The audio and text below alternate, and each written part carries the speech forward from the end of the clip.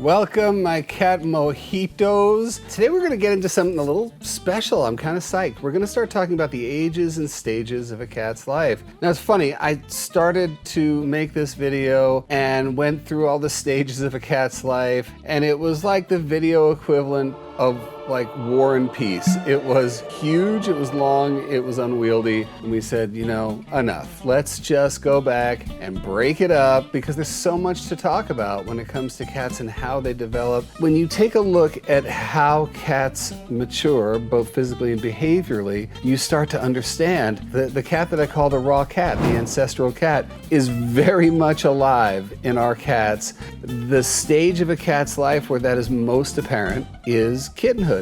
And that's what we're going to be talking about today. We're going to talk about kittenhood, that first year, let's say. Now, I'm going to say this right off the bat, that all the timelines I'm giving you, unless, of course, I'm talking about physical facts, are a little malleable. They can vary a little bit based on the cat's experience. Do they have their mom and their litter mates around them? How many humans do they come in contact with? That kind of thing. That affects their behavioral growth, definitely one way or another. When you think about what kittens go through in the first, I mean, obviously the first year is critical, but we're talking about the first couple of months. Crazy how they just form into that perfect hunter. And so I'm going to take you through that right now. And where are we going to start?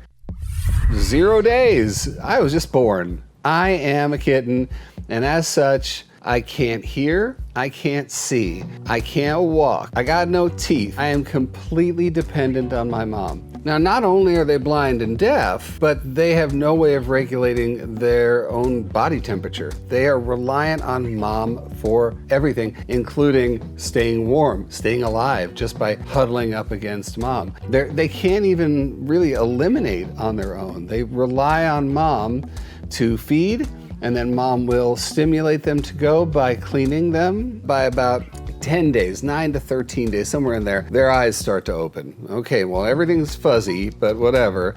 The ear canals start to open. I'm hearing things, I don't know what they are, man. By about 3 weeks, the ears are open. They're hearing things. Eyes open. They are seeing things. They are also beginning to get mobile. They're starting to get around. You know, okay, I know what these are for, these feet. I can get away from mom a little bit, even though I'm completely still dependent on them. They are starting to take in the world around them. So we are 100% dependent on mom. So now this is where the real fun starts here, because the number that I've always used is between 2 and 9 weeks is what we call the critical phase of social development. And in these 2 to 9 weeks, man, does a lot happen. By the time we're at about 5 weeks, ears, eyes, functioning, walking around, everything's cool, exploring. They can also start to right themselves. So if they fall, they know how to get back up. They can start avoiding obstacles. Their teeth are coming in. By about 4 weeks, we can start introducing solid foods to them. They can start moving away from mom a little bit. We can start giving them cat food. And what we are doing, folks, is we are petting them. We are getting them very used to humans. We are exposing them to different looks and different feels, different sizes of humans, whatever we can. This is the time to do it. The time to imprint humans on cats is right here at this moment in their development. The experience they have here with humans in this first 9 to 10 weeks, it says a lot about the quality of their experience with humans going forward. Because really, if we don't do it, not saying that anything's impossible, it just makes it harder for them to adapt after this critical phase. So anyway, I'm getting ahead of myself because these kittens are watching mom. They're starting to mimic her behavior. Mom is starting to teach these guys how to do their thing. And they're practicing on their litter mates. Now we're starting to see the fundamentals of hunt behavior. Remember, play equals prey in cats. Now their claws are able to retract and come back out again. They're learning how to inhibit the bites. They're learning how to inhibit their claws. At some point, they're going to go up to either mom or one of their siblings, hit them a little too hard with the claw, and they're going to just get someone else riled up. They're going to whap them upside the head, and okay, I just learned a lesson. It's play, but it's prey. It's the thing that teaches them to be the raw cat. We're only 5 weeks old, 4 to 5 weeks old, and we are now finding a little measure of independence from mom. We're watching mom all the time. We're watching our siblings and interacting with them and learning what it is to be a cat. By about 6 weeks, by the time that they're pretty much fully weaned from mom and really seeking independence and playing a lot more with their litter mates and establishing just a little bit of sleeping patterns so they're not just sleeping all the time, these guys need to play and they need to hunt, which is where you come in, because now we start presenting them with hunting toys. I don't care if it's a little squeaky mouse. I don't care if it's a, one of those little plastic balls or crinkles or an interactive toy like a fishing pole toy that I love. None of that gets ever left out for these guys. We have play sessions, we pick them up, so I'm just making sure I mention that. But allowing them to hunt something that's not either their litter mates, their mom, because she's sick of it by now, or just a piece of fluff on the ground. We give them a target. We let them start knowing what it feels like to stalk, to pounce, to tackle, to, quote, eat, We can get them into that feeling of hunt, catch, kill, eat, groom, sleep. This critical phase of social development is critical. In this vein of when you think about how much like a little kitten-shaped rocket ship we're talking about in terms of going from blind and deaf and not being able to regulate their own body temperature to little explorative hunting machines by the time they're 9 weeks. Now, as they get to about 10 to 12 to 14 weeks, they're starting to differentiate from mom. They're starting to explore past their siblings. Now we're getting into let's just play with you because I'm getting this language down. I'm getting there. And in the meantime, I'm going to start translating that into object play. Now it's just that much more important to make sure that you have toys available to them because they're going to try anything. This is where you got to start looking at the fact that your 14-week-old is starting to scratch up the couch or your bed or whatever. You got to have stuff ready there. You got to have scratching posts. You want to introduce them to scratching surfaces, whether they're vertical, horizontal, or anywhere in between. And I've talked about scratching in many a video. And if I point up here, maybe something will appear that you can watch about scratching. In the meantime, the world around them starts to become more important. And why is that? By the time they're about 14 weeks old, at least in the wild, in nature, these guys have got to be kind of self-sufficient. They got to be ready to go out there and start hunting, catching, and killing for themselves. And cats are pretty solitary hunters, and this is why they're going to always come back to their siblings or their playmates at this point, but they're going to come back. In the meantime, they're going to explore out by themselves a lot, especially the more secure ones will start doing that. When you couple that with the notion by about 12 to 16 weeks, they're sexually mature. A 3-month-old kitten can have kittens. Yeah, that's right. And this is probably why we're looking at such an incredible overpopulation crisis when it comes to cats, is because they are ready to go at a very young age. We got to make sure that we don't make more kittens when there's so many who need homes. Oh God, I'm going off into a place that we're not going to go there. Not going to go there. We're going to stay with the magic of cat development. And now we are at about 4 months old, and we've got fully explorative, fully differentiated, and ready to go little cat machines. Now comes the next phase of kitten development that I think is of note. I like to say at about 6 months, and it's almost like, in my experience, like right there at about 6 months, they turn into teenagers. This is where Dennis the Menace, or whatever, Petunia the Menace, comes out. They are trying to push limits. They are pushing buttons in the meantime, but they're just seeing how far can I go before maybe something bad happens, or maybe something fun happens, or I don't know what's going to happen, but I'm going to try.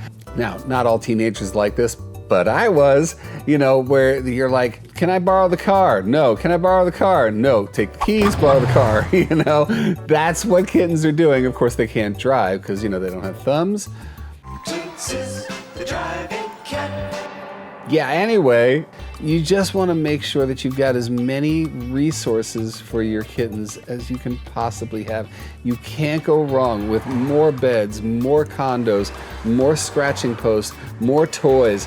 Keep them out of trouble, because the last thing you want is suddenly you're like, oh my The kitten is ruining everything. What am I gonna do about this kitten? I would say that at this point, it's between 6 months, about 16 months, 6 to 16 months. You've got a wildcat on your hands, and it can be amazing. It can be really it's so gratifying to be able to take your little one through this phase, even though you got to put up with like them swinging from the chandeliers sometimes. It's cool, man. It's cool. Every element of this development is so important when it comes to your input. If you're starting to notice that at that 9-week mark, 12 weeks, 14 weeks, you've got one of your kittens that is starting to just sort of drift off into the background, become what I call a wallflower, jump into gear, man. Play, play, play, play, play, expose, expose, expose, push what I call their challenge line, get them to know the glory of hunt, catch, kill, eat. Listen, anybody who doesn't know this stuff, get my book, Total Cat Mojo, because you will know. But the idea of Cat Mojo is born early. Mojo being that confidence of knowing, I know what I'm on this planet to do. Mark Twain says, the two most important days in your life are the day you were born and the day you find out why. And for kittens, knowing why they're here is the key to the utmost confidence in humans, in other animals, in other cats, in their territory in general. So you guys don't let up for a second, even from that 6 month to a year place where you're like, oh, what is the cat up to right now? And I do want to put another plug in here. You know, I've said this before, that this is the plug for making sure that when you adopt a kitten, adopt two, because they take each other through this. They push each other's buttons. They push each other to places where you know, you might have to be involved normally 24 hours a day, but you don't have to be because they got each other. So remember that as well. So let's just recap for a second. What an amazing year. 1 year. And we go from blind and deaf and not able to walk and not able to regulate their body temperature and being absolutely positively dependent on their mom to our little grown cats. I tend to think of them as kittens until about a year or so. What an amazing progression. How they came to be one of the most perfect hunters on this planet. It all happens in that first chunk of time. Amazing, right? So the next time we're going to talk about prime time. Prime time in a cat's life is coming up next. In the meantime, don't forget that we have new videos that come out every Catterday. So make sure to set your subscription to get alerts for premieres, because you'll know what it's about and all that fun stuff. Don't forget, I'll also, for the most part, be dropping in for that 30-minute chat during premieres, so stick around for that. It should go without saying, don't forget to subscribe, don't forget to hit the bell, and don't forget to pick up Total Cat Mojo, because honestly, everything I'm saying in here belongs there. One last plug, you guys. If you want to know everything about kittens, my friend Hannah Shaw, the kitten lady, really, I think wrote the Bible on this. It's called Tiny But Mighty. I'll put the link down below. If you got a kitten, especially if you got neonatal kittens, really young ones, get that book, because it will make a difference in your kitten's life. Okay, that's it for me. Man, this just gets me going, talking about the ages and stages of a cat's life. I bet you can't wait till the next one, because I can't. Until next time, when we talk about that, all light, all love, all mojo to you. Mwah!